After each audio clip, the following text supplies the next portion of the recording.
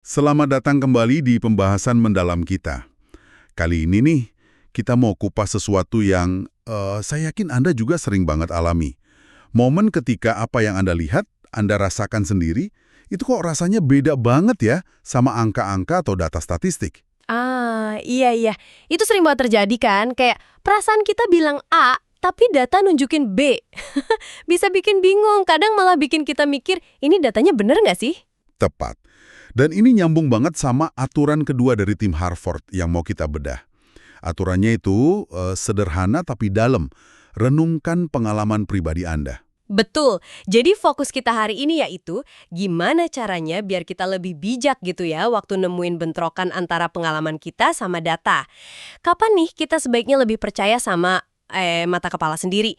Kapan percaya sama angka? Dan gimana caranya biar keduanya bisa jalan bareng gitu, saling melengkapi pemahaman kita. Nah, itu dia. Biar nggak cuma jadi konflik, tapi jadi insight baru. Oke, kita mulai dari contoh yang gampang banget dibayangin deh. Ambil contoh dari sumber kita ya. Coba Anda bayangkan lagi naik transportasi umum pas jam sibuk. Di kota besar lah, kayak London misalnya.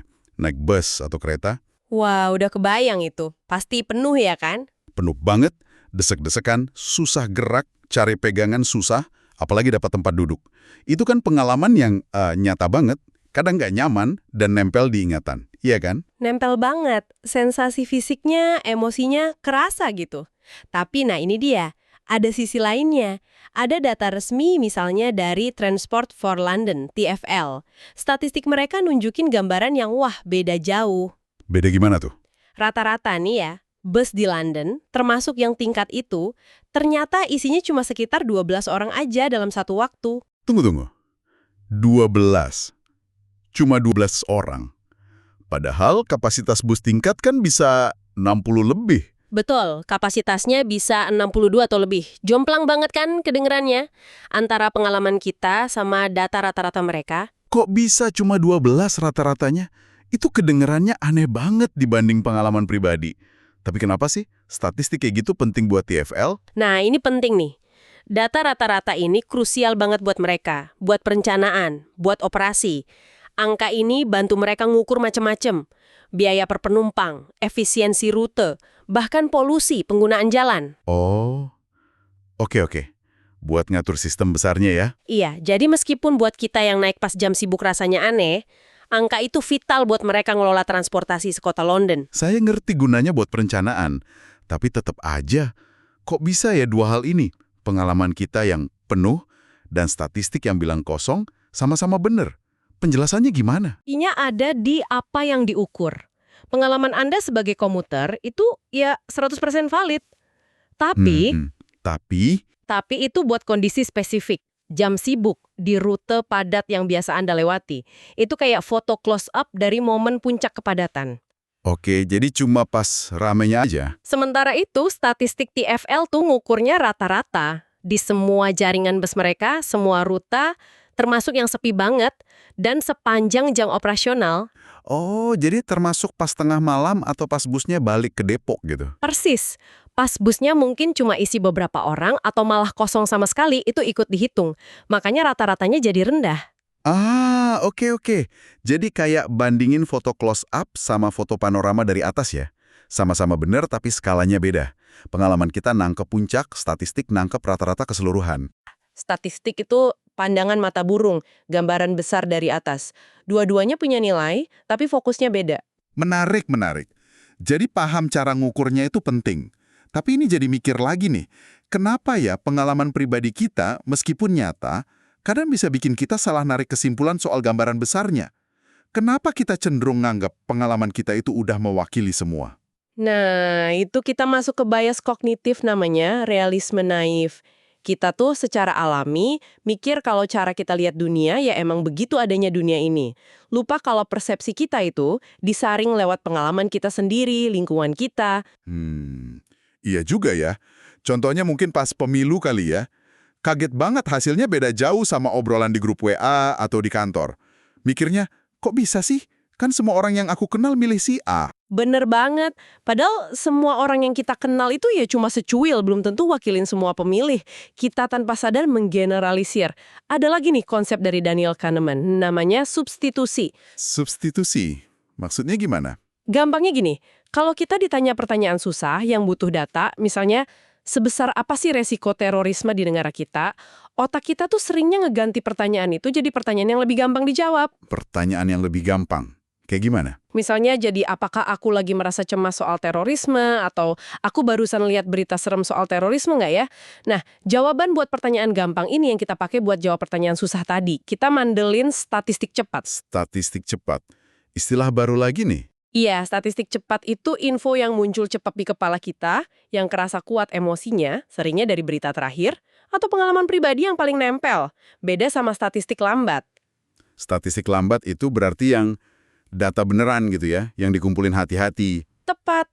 Statistik lambat itu data hasil riset, pakai metode ilmiah, sampelnya gede, representatif.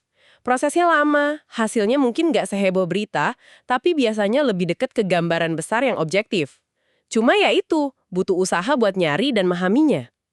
Sumber kita nyebut survei Ipsos Mori juga kan, yang nunjukin persepsi orang sering meleset jauh dari fakta. Betul, contohnya banyak. Orang sering kira angka hamil di remaja itu tinggi banget. Atau jumlah imigran, atau pengangguran. Padahal di data resminya beda.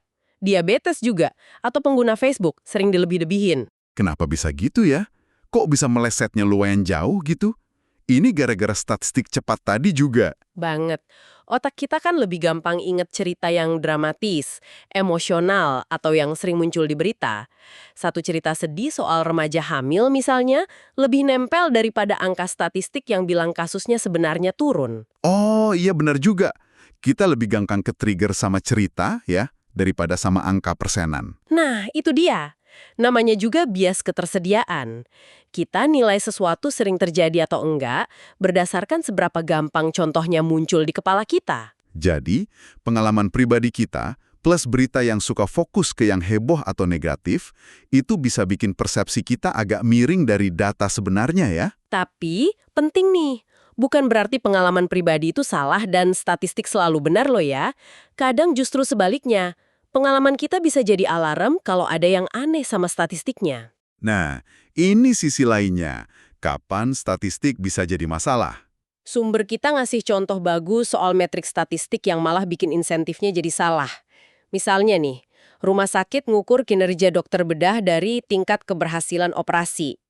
Kedengarannya bagus dong, pengennya kan dokter yang sukses operasinya. Iya, sekilas bagus. Tapi masalahnya, ini bisa bikin dokter jadi terlalu hati-hati. Mereka jadi mungkin ragu ngambil kasus yang susah atau pasien yang risikonya tinggi. Kenapa?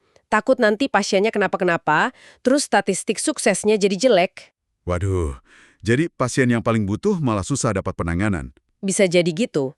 Metriknya bagus, tapi efek sampingnya nggak bagus. Contoh lain soal waktu tunggu di dokter. Kalau ditargetin rata-rata waktu tunggu harus sekian menit, klinik bisa aja ngakalin biar angkanya bagus. Ngakalin gimana? Misalnya, nggak mau lagi terima janjian jauh-jauh hari, maunya pasien datang langsung aja. Nanti di data, waktu tunggu rata-ratanya jadi pendek. Tapi buat pasien, bisa jadi malah lebih ribet, nunggunya tetap lama, nggak bisa ngerencanain. Angkanya bagus, tapi pelayanannya belum tentu membaik. Wah, iya juga ya. Jadi kita nggak bisa telan bulat-bulatan angka statistik, harus kritis juga. Harus, kita perlu tanya, ini angka ngukur apa sih sebenarnya? Gimana ngumpulinnya? Ada bias nggak? Terus insentif apa yang muncul gara-gara pengukuran ini? Bisa dimainin nggak angkanya? Oke, jadi skeptisnya harus dua arah ya. Ke pengalaman pribadi kita, juga ke statistik. Kuncinya berarti bukan milih salah satu, tapi gabungin keduanya. Nah, disitulah kekuatannya, menggabungkan dua perspektif ini. Pengalaman pribadi itu punya kedalaman yang angka aja nggak bisa tangkap. Kayak contoh penulis kita ke Guangdong, Tiongkok. Oh ya, yang lihat apartemen itu ya? Betul, statistik pertumbuhan ekonomi Tiongkok kan gila-gilaan angkanya. Tapi angka itu nggak bisa gantiin rasanya lihat sendiri lautan apartemen baru sejauh mata memandang. Ada rasa takjub, mungkin ngeri juga. Pengalaman itu ngasih tekstur emosional ke angka. Jadi angka itu kerangkanya, pengalaman itu isinya gitu ya? Ngasih makna? Bisa dibilang gitu. Tapi, sebaliknya, pengalaman pribadi juga terbatas. Susah banget buat kita lihat pola yang halus, tren jangka panjang, atau sebab akibat yang nggak langsung kelihatan mata. Terutama buat hal yang jarang terjadi atau efeknya kecil tapi numpuk ya. Bener banget. Contohnya kayak evaluasi program bantuan gitu misal, keuangan mikro buat pengusaha kecil. Kita mungkin dengar cerita sukses 1-2 orang yang dapat pinjaman.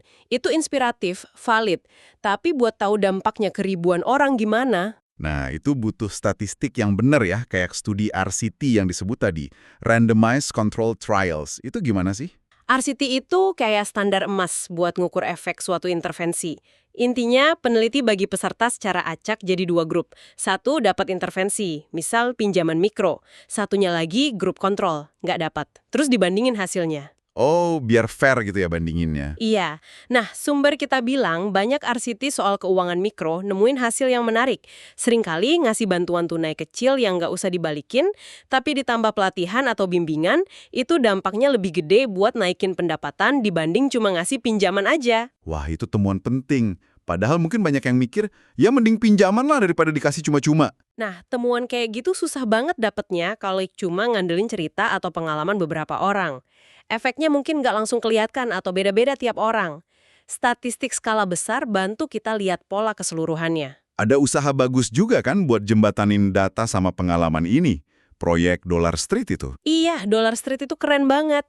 Inisiatif dari Anna Rosling Ronlund, mereka ngumpulin ribuan foto barang sehari-hari, sikat gigi, mainan, sepatu, dapur, dari ratusan keluarga di seluruh dunia. Terus diurutinnya bukan per negara ya? Bukan, diurutinnya berdasarkan pendapatan bulanan keluarga itu. Dari yang paling miskin sampai yang paling kaya. Jadi kita bisa lihat visualnya langsung. Oh, jadi kita nggak cuma baca angka $27 per bulan, tapi bisa lihat foto rumahnya Ibu Imelda di Burundi yang pendapatannya segitu, dinding lumpur, atap jerami gitu ya. Terus bisa jalan, lihat perubahan seiring naiknya pendapatan. Persis. Itu cara kuat banget buat nyambungin data pendapatan sama realitas hidup manusia. Bikin kita lebih ngerasain, lebih empati. Kata mendiang Hans Rosling, angka aja nggak akan pernah cerita lengkap. Angka butuh cerita, butuh visual, butuh pengalaman, biar bener-bener hidup ya. Jadi kesimpulannya gimana nih setelah ngobrol panjang? Pesan utamanya, kalau Anda nemu data statistik nggak cocok sama pengalaman pribadi Anda, jangan buru-buru nolak salah satunya. Anggap aja kayak teka-teki gitu ya. Kesempatan buat belajar, tanya dulu, kenapa beda? Apa pengalaman saya cuma sampel kecil? Apa statistiknya ngukur hal lain? Gimana cara ngumpulin datanya? Betul. Pakai pengalaman pribadi Anda buat ngecek data, buat nganya lebih dalam, dan buat ngasih makna ke angka yang mungkin abstrak. Tapi di saat yang sama, belajar juga buat percaya sama statistik yang bagus metodenya. Terutama buat lihat gambaran besar, tren, pola yang nggak kelihatan kasat mata. Jangan sampai pengalaman yang paling heboh atau paling nempel di kepala jadi mendominasi pandangan kita. Jadi kuncinya integrasi ya. Bukan atau, tapi dan. Pengalaman dan statistik. Balik ke Bus London tadi, kita sekarang bisa paham kenapa pengalaman penuh sesak itu nyata, tapi data rata-rata 12 orang juga punya penjelasan. Keduanya ngasih info berbeda, tapi sama-sama berguna. Nah, sebagai penutup nih, kami mau kasih Anda satu pertanyaan buat direnungkan. Coba pikirin di lingkungan Anda sendiri deh. Ada nggak sih kepercayaan umum atau fakta yang udah diterima aja gitu? Di komunitas Anda, di kantor, atau bahkan di pikiran Anda sendiri, yang kayaknya kok tabrakan ya sama data statistik atau bukti ilmiah yang lebih luas? Kalau ada kepikiran 1 atau 2 contoh, coba deh renungin sebentar pakai kacamata yang barusan kita bahas. Kenapa ya bisa ada perbedaan itu? Apa karena realisme naif kita? Atau karena media fokusnya ke situ terus? Atau jangan-jangan statistiknya emang ada kurangnya? Mungkin statistiknya nggak nangkap sesuatu yang penting, yang cuma bisa dirasain lewat pengalaman langsung. Nah, ngajuin pertanyaan-pertanyaan ini yang dipicu dari perenungan pengalaman pribadi kita pas ketemu data, itu bisa jadi langkah awal yang bagus banget buat bangun pemahaman yang lebih utuh, lebih berimbang, dan akhirnya lebih akurat soal dunia ini. Terima kasih banyak sudah menyimak pembahasan mendalam kita kali ini. Semoga obrolan soal menimbang pengalaman dan statistik ini bisa kasih perspektif baru buat Anda ya. Sampai jumpa di eksplorasi kita berikutnya.